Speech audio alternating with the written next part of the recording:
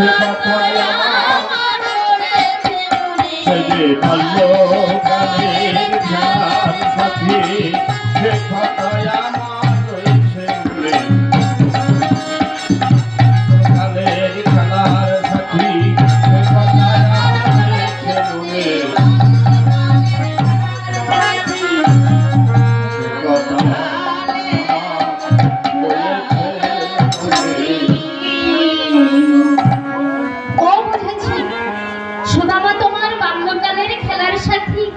সুদামা তোমার প্রাণসখা, বেশ তো ভালো কথা।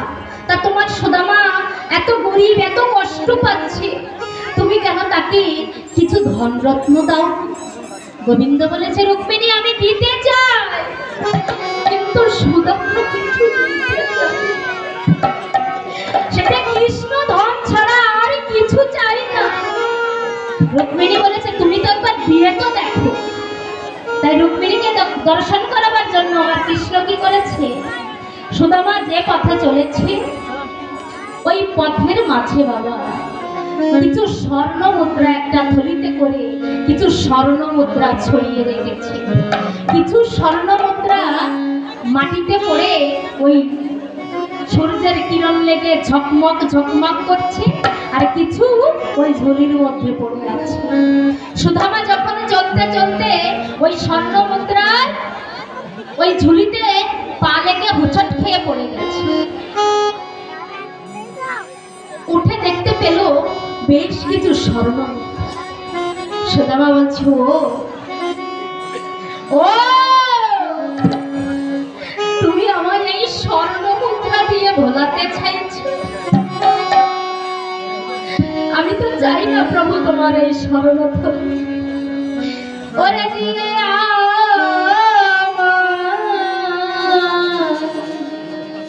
এই স্বর্ণ থলি তুমি কেড়ে নবে কৃষ্ণ নামের বুলি, ওরে দিয়ে স্বর্ণের থলি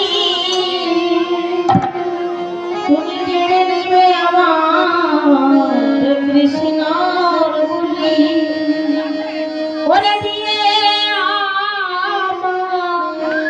স্বর্ণ থলি তুমি কেড়ে নেবে কৃষ্ণ নামের বুলি।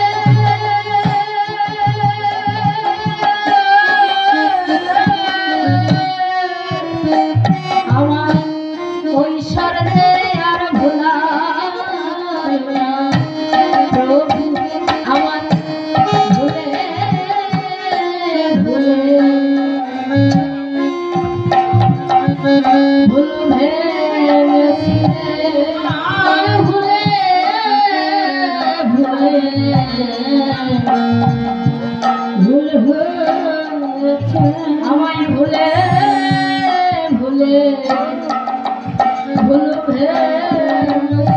আমার ভুলে ভুলে ভুল ভেঙেছে। আমি তো তোমার কাছে চাই না প্রভু, আমি তো তোমার কাছে স্বর্ণ থলি চাই না, মনে মুক্তি চাই। আমি চেয়েছি শুধু কৃষ্ণ প্রেম ধন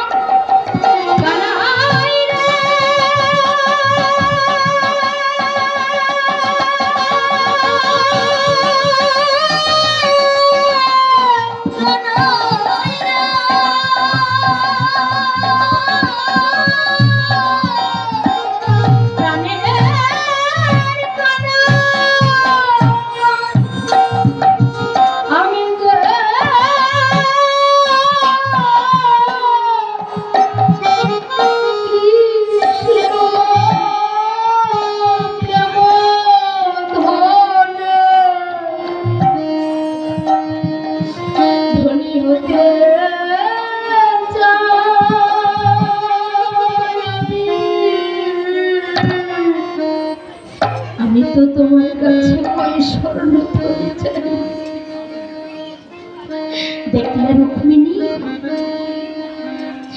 সুদামা আমার ধন ঐশ্বর্য চায় না। সুদামা আমার কৃষ্ণ ধন ছাড়া আমার কিছু চায় না। আজ আমার মনে বড় আনন্দ হতো যদি আমার সুদামা আমার এই যজ্ঞে আসতো। তাই সুদামা চলেছে। যেতে যেতে বাবা সুদামা আমার হোঁচট খেয়ে যখন পড়ে গেছে, আবার উঠে দাঁড়িয়েছে। হাঁটতে হাঁটতে কাঁদতে কাঁদতে নগরবাসীকে ডেকে ডেকে বলছে, ওগো তোমরা বলে দাও গো, ওগো কৃষ্ণ ভক্ত হগো,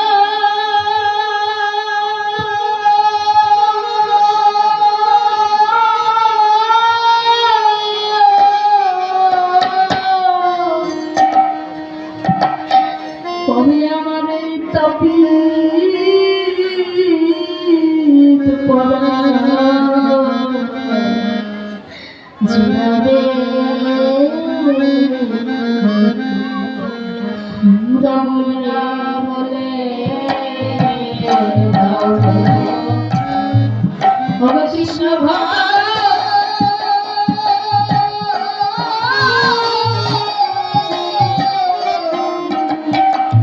কবে আমার এই তাপিত পড়া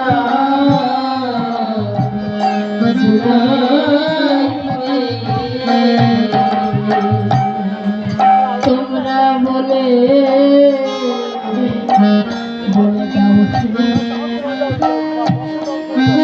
কৃষ্ণ ভক্ত হব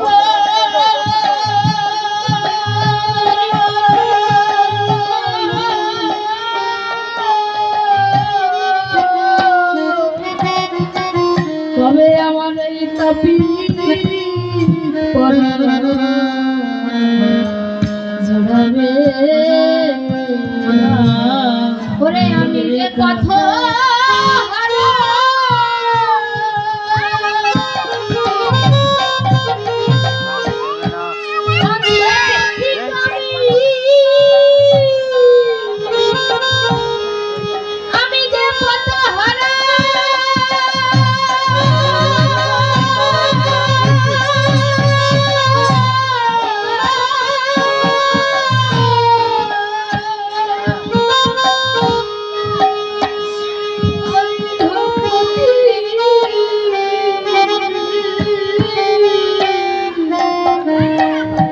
কবে আমার কৃষ্ণ দর্শন নাহি, কবে কবে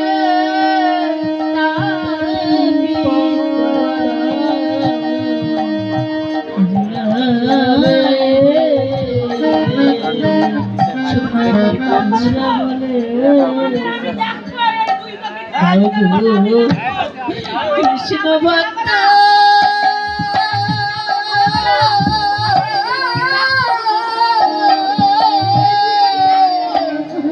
কবে আমার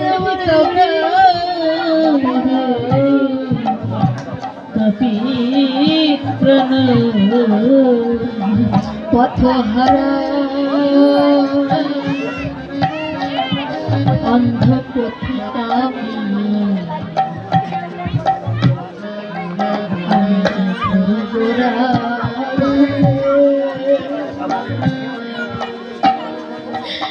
একদিন দিন থাকতে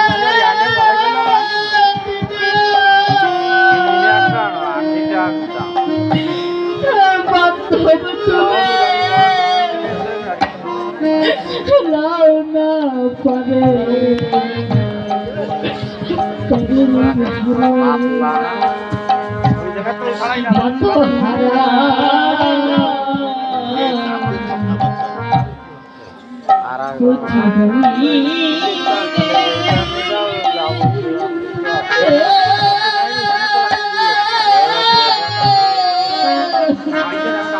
একদিন থাকিতে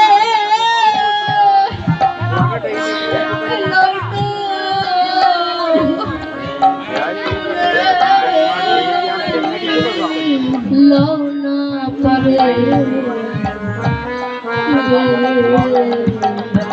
সুদামা আমার কাঁদতে কাঁদতে পৌঁছে গেল প্রভাসের কিনারে, যেখানে আমার গোবিন্দ যজ্ঞ করছে। পঞ্চরসের ভক্ত বাবা, যজ্ঞের দ্বার হচ্ছে 4টি। প্রথম দ্বার দিয়ে দাস্য শান্ত রসের ভক্তগণ প্রথম দ্বার দিয়ে প্রবেশ করেছে। দ্বিতীয় দ্বারে শঙ্খ রসে ভক্তরা প্রবেশ করেছে। সুদামা আমার সেই দ্বারে এসে দাঁড়িয়ে আছে, কিন্তু ওই যজ্ঞের দ্বারী কিছুতেই আমার সুদামাকে ভিতরে ঢুকতে দিচ্ছে না। আস্তে চুপ, কিছুতেই ভিতরে ঢুকতে দিচ্ছে না। দাঁড়ি, একবার দ্বার ছেড়ে দাও, একবার তোমাদের রাজা কৃষ্ণকে গিয়ে বলো তার বন্ধু সুদামা এসেছে। এই যে এই পাগল, তোমার মতো একজন পাগল নাকি আমাদের মহারাজের বন্ধু? এমন বিলাপ বকো না, এখান থেকে দূর হয়ে চলে যাও।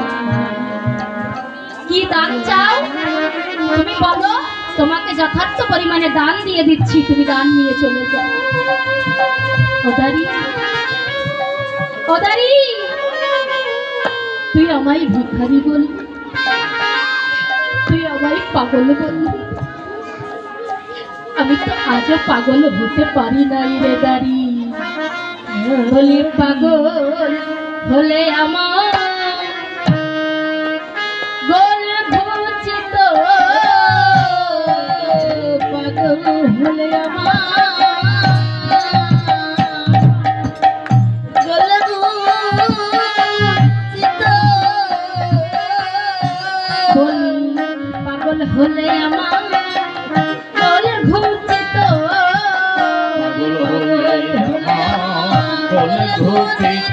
আমি হতে পারলাম কই কৃষ্ণ প্রেমের পাগল, পাগল হলে আমার গোল ঘুচিত, আমি হতে পারলাম কই কৃষ্ণ প্রেমের পাগল, পাগল হলে আমার গোল ঘুচিত, আমি হতে পারলাম কই কৃষ্ণ প্রেমের পাগল, পাগল হলে আমার গোল ঘুচিত। হরিবল হরিবল।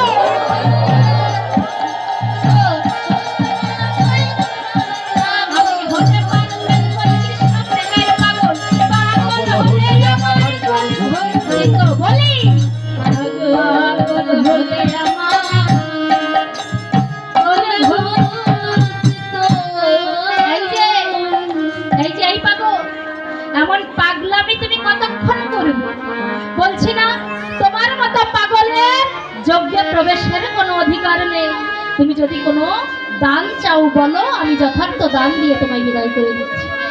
ওদারি, আমায় কি ধন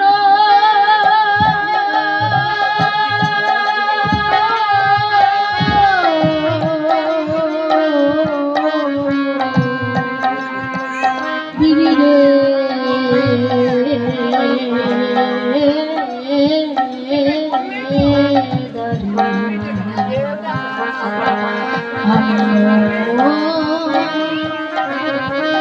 আমি সামান্য ধনের কাঙা দাঁড়িয়ে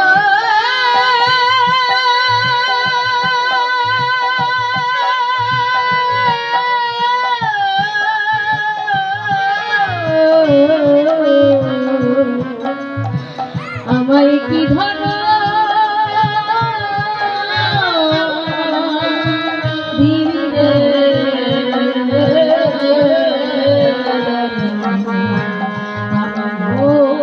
আমি সামান্য ধনের কাঙা।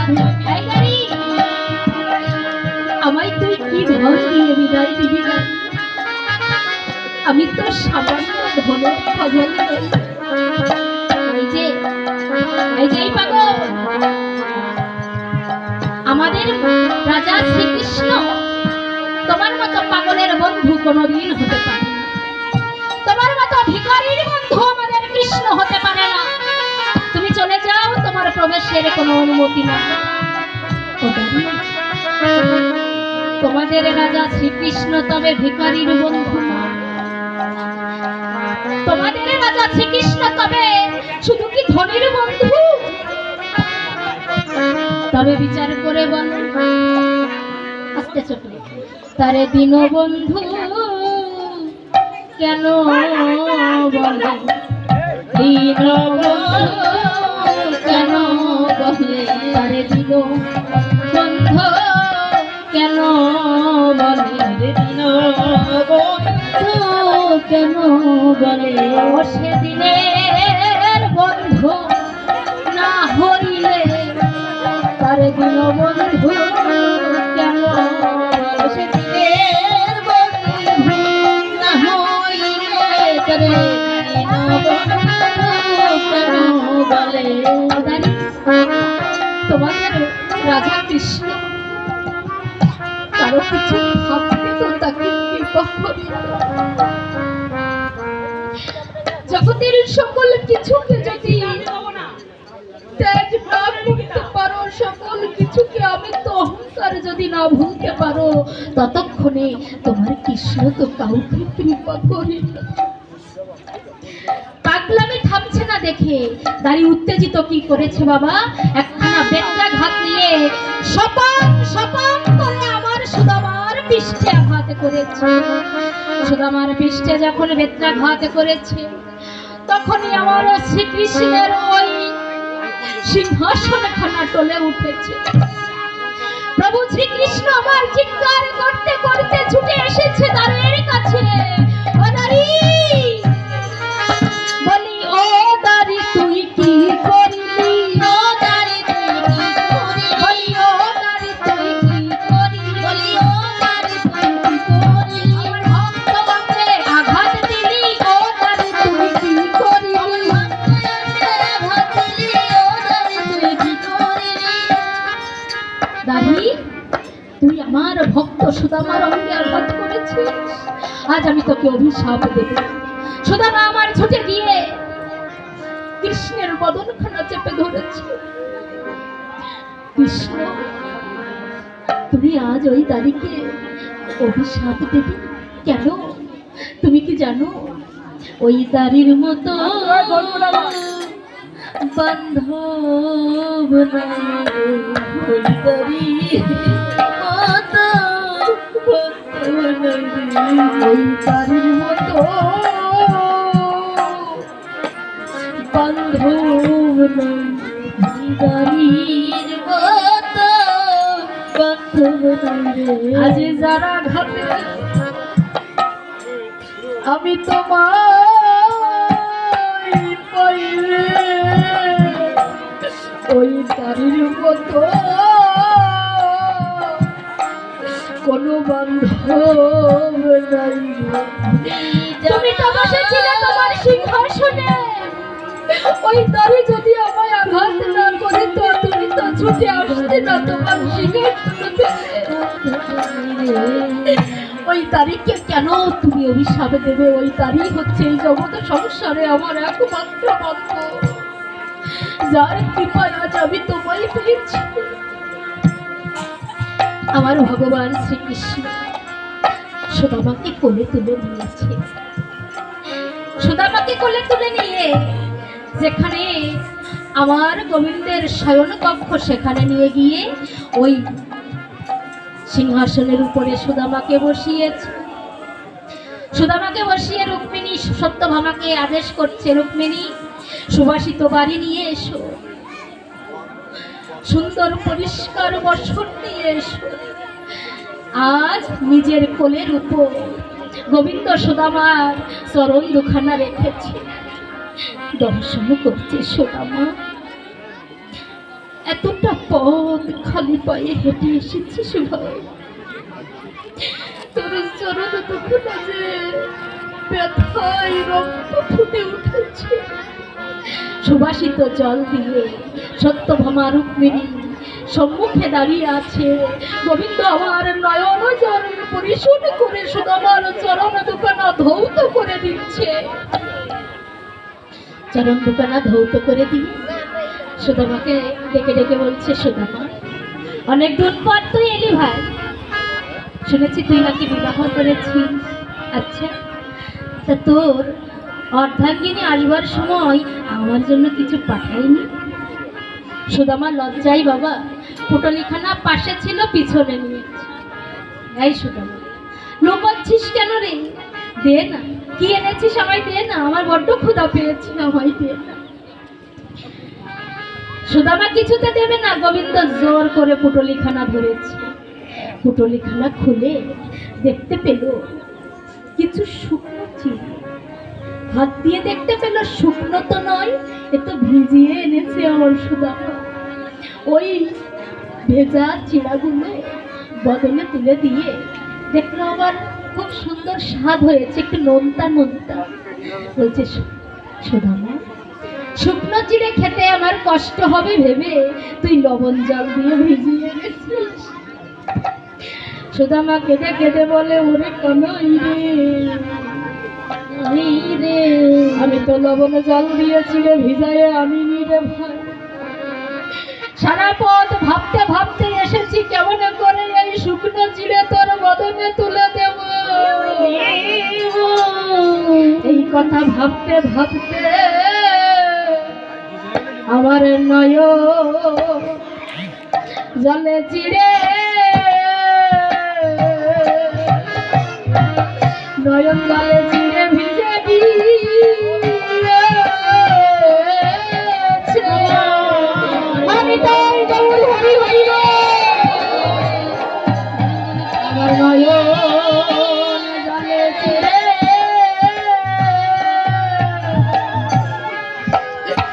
শুকনো চিড়ে ভিজে গিয়েছে। জলে চিড়ে বলি ভিজে গিয়েছে,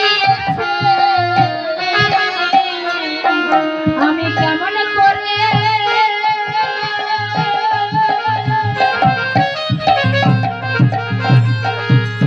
আমি কেমন করে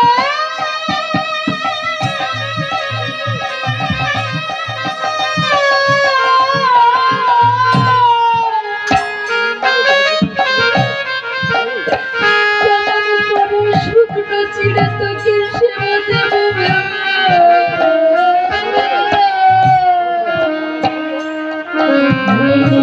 আমার নয়নের জলে চিড়ে ভিজে গিয়েছে।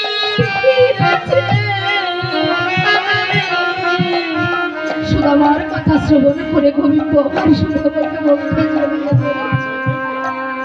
সুদামা, আমি তোকে কথা দিলাম আগামী কলিকালে কলিযুগে যদি কোনো ভক্ত মাটির পাত্রে এমনি ভাবে নয়ন জলে চিড়ে ভিজিয়ে আমায় সেবা দিয়ে ডাকে, আমি সেদিন গৌর হয়ে সেই প্রসাদ সেবা করব।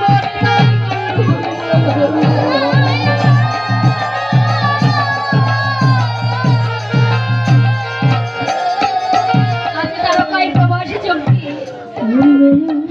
ভক্ত ভগবানের মিলন হলো, ভক্ত ভগবানের মিলন হলো, প্রেমানন্দে হরি হরি বলো। এখানে রহিল আমার কীর্তনের মাধুরী,